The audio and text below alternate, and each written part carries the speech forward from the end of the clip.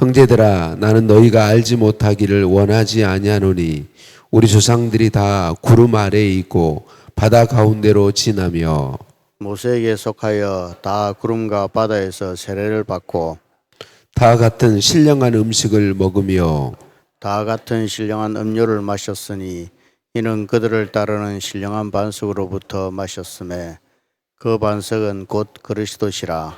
그러나 그들의 다수를 하나님이 기뻐하지 아니하셨으므로 그들이 광야에서 멸망을 받았느니라.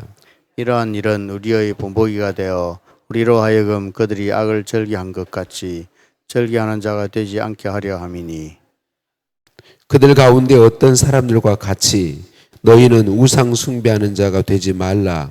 기록된 바 백성이 앉아서 먹고 마시며 일어나서 뛰논다 함과 같으니라.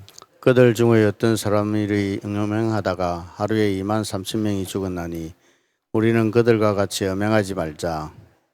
그들 가운데 어떤 사람들이 주를 시험하다가 뱀에게 멸망하였나니 우리는 그들과 같이 시험하지 말자. 그들 가운데 어떤 사람들이 원망하다가 멸망시키는 자에게 멸망하였나니 그 너희는 그들과 같이 원망하지 말라. 그들에게 일어난 이런 일은 본보기가 되고 또한 말세를 만난 우리를 깨우치기 위하여 기록되었느니라. 그런즉 선줄로 생각하는 자는 넘어질까 조심하라. 함께 봅니다. 사람이 감당할 시험 밖에는 너희가 당한 것이 없나니 오직 하나님은 미쁘사 너희가 감당하지 못할 시험 당함을 허락하지 아니하시고 시험 당할 즈음에 또한 피할 길을 내사 너희로 능히 감당하게 하시느니라. 아멘. 인사 나누십니다. 사랑을 축복합니다. 사랑을 축복합니다. 할렐루야. 우리를 사랑하신 하나님께 찬양과 감사를 올려드립니다. 구약 성경의 대부분은 이스라엘 민족의 역사를 기록한 이야기죠. 그래서 성경을 알지 못하는 사람들은 우리가 왜 다른 민족의 역사를 배우고 따라야 하는지 그렇게 말하죠. 그런데 그들이 그렇게 말하는 이유는 성경을 알지 못하기 때문이죠. 구약 성경은 이스라엘 민족의 역사가 맞지만 단순한 민족의 역사 이야기가 아니죠. 하나님께서 그 민족을 통해서 우리에게 말씀하신 하나님의 말씀이죠. 하나님이 그 민족을 특별하게 택하시고 그 민족을 통해 말씀하신 것이죠. 하나님께서 이스라엘 민족의 이야기를 통해서 우리가 본받고 따라야 될 것이 무엇인지 말씀해 주시죠. 또 우리가 따르지 않아야 할 것이 무엇인지, 금해야 될 것이 무엇인지 그 민족의 이야기들을 통하여 우리에게 말씀해 주시는 것이죠. 사도 바울은 고린도 교회 성도들이 자신들이 경험해 오고 있는 신령한 그런 것들, 다른 곳 교회보다 은사가 성령의 은사가 굉장히 많이 나타난 교회였기 때문에 그런 것들을 자랑하면서 자기들의 믿음을 좋은 것을 자랑하면서 올바르지 않는 길로 걸어가고 있음을 본문에서 이야기하고 있어요. 이렇게 말하는 거죠. 출애굽한 이스라엘 백성들도 신령한 체험이라면 굉장히 많이 했다. 그들은 구름기둥, 불기둥을 항상 보며 40년을 지났잖아요. 하늘에서 내려온 만나를 먹으며 살았습니다. 그리스도로 대접되는 반석에서 나는 생수를 마시며 살았단 말이죠. 그러니까 그들의 하루하루 삶은 하나님 그분의 은혜 안에 신령한 삶을 살았다라고 말하는 거죠. 그런데 그 민족 중 많은 사람이 바른 신앙에 서 있지 못했다. 음행하고 하나님을 원망하고 하나님을 대적하고 그래서 바르지 못한 모습이 너무 많았다. 그래서 하나님이 그들의 그 조상들의 이야기를 본보기로 주셨다. 그렇게 사도 바울은 이야기하며 그들과 같이 안아야 된다라고 이야기하는 거죠. 그러면서 오늘 본문 12절과 13절을 결론으로 이야기합니다. 12절이 무엇입니까? 그런즉 선줄로 생각하는 자는 넘어질까 조심하라. 이 선줄로 생각한다라는 말이 무슨 의미인가요? 내가 믿음이 참 좋다. 내가 수십 년 신앙생활하고 이렇게 내가 영적 경험도 충분하고 내가 성경도 많이 알고 내가 믿음이 정말 좋다. 이 정도면 됐다. 이 정도면 충분하다. 우리는 이 말을 한마디로 교만 그렇게 이야기하죠. 내가 어떻게 살아왔는데, 내가 어느 정도 신앙생활 했는데, 내가 어느 정도 헌신하며 살아왔는데, 내가 웬만한 경험, 영적 경험은 다 한 사람인데 라고 하는 이런 것을 이야기하는 거죠. 믿음이 있으니 구원받았고 이 정도 신앙생활하고 충성했으니 충분하지 않느냐라고 말하는 것이죠. 그런데 여러분, 우리는 잊지 않아야 합니다. 저와 여러분 중 완전한 사람은 아무도 없습니다. 우리 중 완전한 사람은 없습니다. 이 정도면 충분하다고 말할 수 있는 사람 없습니다. 성경은 우리가 예수 그리스도의 분량에 이르기까지 자라나야 된다고 이야기합니다. 예수 그리스도의 분량에 이르기 전에는 우리 모두는 부족한 존재들이다라고 하는 것이죠. 우리는 언제나 기억해야 합니다. 저와 여러분이 믿음에 승리하는 삶을 살아왔다면 그것은 우리의 믿음이 좋기 때문이 아닙니다. 우리가 열심히 헌신했기 때문이 아닙니다.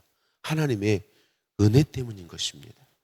하나님 힘 주셨기 때문에 내가 믿음의 신앙생활에 승리한 삶을 살 수 있었던 것이지 저와 여러분이 뭔가가 특별해서가 아닙니다. 우리의 믿음이 좋아서가 아니다라고 하는 것이죠. 우리는 지금 이 순간에더라도 내가 주님께 나를 내어드리지 않으면 우리는 넘어질 수밖에 없는 존재들입니다. 믿음 없는 사람들과 같은 상태가 될 수밖에 없는 존재들입니다. 우리는 우리의 믿음을 자신하면 안 됩니다. 그런데 저와 여러분은 연약해서 너무나도 쉽게 내 자신의 믿음을 믿습니다. 너무나도 쉽게 넘어지는데 우리는 우리 주변에서 너무나도 많이 오늘 본문에서 말하는 이스라엘 민족 조상들 음행에 빠졌고 원망에 빠지고 불평에 빠지고 하나님을 온전히 신뢰하지 못하고 걸어가는 그들, 아니 지금 구름기둥 불기둥, 낮에는 구름기둥 밤에는 불기둥, 하나님이 내가 여기 있다고 보여주는 것이죠. 매일 아침에 월요일부터 금요일까지, 일요일부터 금요일까지 계속 만나가 내린단 말이에요. 아침에 하나님이 계신 게 보여요. 때를 따라 메추라기가 와요. 하나님께서 반석에서 물이 없는 곳에서 물을 내신단 말이죠. 하나님이 살아계심을 보는데, 그런데 원망과 불평과 우상 숭배로 가득한 삶이 그들의 삶이었단 말이죠. 그게 우리들입니다. 하나님의 은혜 아니면 끊임없이 내가 하나님 앞에 연약한 존재임을 고백하며 하나님의 은혜와 사랑이 아니면, 성령께서 나를 붙들어 주시지 않으면, 성령께서 나를 이끌어 주시지 않으면 잘못된 길로 그 순간에 돌아갈 수밖에 없는 게 우리들이라는 걸 인정해야 된다는 거죠. 그래서 선절로 생각하는 자는 넘어질까 조심하라, 그렇게 이야기하고 있는 거죠. 이거는 두려워 떨며 가라는 얘기가 아닙니다. 우리 자신이 하나님의 은혜와 사랑이 아니면, 성령께서 역사해 주시지 않으면, 예수 그리스도를 의지하지 않고는 온전한 존재가 아님을 기억하고 언제나 주님을 철저히 의지하고 주님의 은혜와 사랑을 구하고 주님을 신뢰하고 주님의 뜻을 따라 걸어가야 되는 존재라는 걸 기억하고 인정해야 한다는 것이죠. 13절도 결론이에요. 우리가 믿음의 삶을 힘써 살아가고 믿음의 길로 담대히 걸어갈 수 있는 것은 저와 여러분이 믿음이 좋기 때문이 아닙니다. 우리가 능력이 있기 때문이 아닙니다. 하나님께서 우리와 함께 하시면서 성령으로 오셔서 내주하시면서 우리를 붙들어 주시고 인도해 주시고 계시기 때문인 것이죠. 우리 예수님이 이 땅에 사람 되어 오신 것, 우리의 죄를 대신하여 구원하실 뿐만 아니라 하나님이 우리와 함께 하시기 위함입니다. 임마누엘. 그래서 예수님은 세상 끝날까지 내가 너희와 항상 함께 하리라고 약속해 주셨죠. 하나님은 제가 정말 좋아하는 구약성경 41장 10절, 두려워하지 말라, 내가 너와 함께 함이라. 놀라지 말라, 내가 너의 하나님이 됨이라. 참으로 너를 도와주리라. 너를 굳세게 하리라. 참으로 나의 의로운 오른손으로 너를 붙들리라. 우리 하나님 그렇게 약속하고 계십니다. 우리 하나님이 함께 하셔서 우리에게 믿음 주시고 은혜 주시고 우리를 붙들어 주시기 때문에 우리가 믿음의 길로 담대하게 바른 길로 걸어갈 수 있다라고 하는 것입니다. 그 하나님은 어떤 분이시라고 오늘 본문에 이야기합니까? 우리가 감당할 시험만 허락하시는 분이시다. 우리와 함께 하셔서 감당할 시험만 허락하시고 감당치 못할 시험 당할 때는 피할 길을 내신다.